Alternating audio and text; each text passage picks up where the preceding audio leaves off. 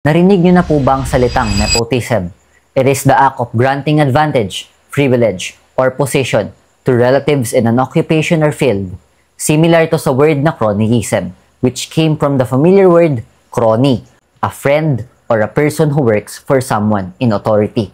Good day, this is Sanjay, and here's what you need to know from the youth. Speaking of nepotism, ito yung pagbibigay ng pabor ng nasa kapangyarihan o influence sa kanilang mga kamag-anak, kaibigan o kakilala. Nangyayari ito especially sa pagbibigay ng trabaho. Kumbaga, may backer. Maaaring nangyayari na ito sa mga opisina, schools, businesses, at iba pa.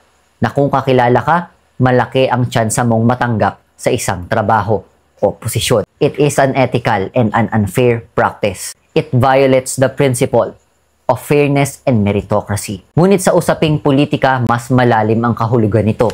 Bago natin ituloy ang ating talakayan, kung nagustuhan yung video ngayon, like and follow.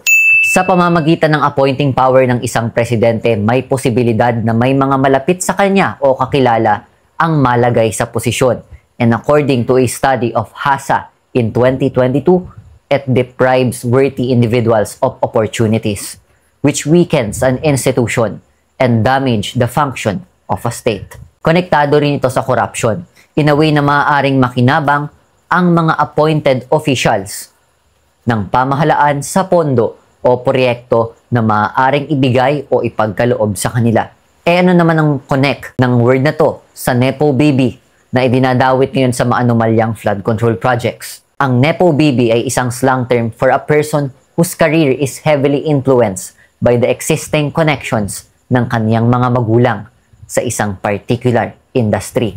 Sa politika, ito ay ang mga anak ng politicians na nakikinabang both financially and work appointments. Sa madaling sabi, nepotism is how someone achieves success through connections rather than merit.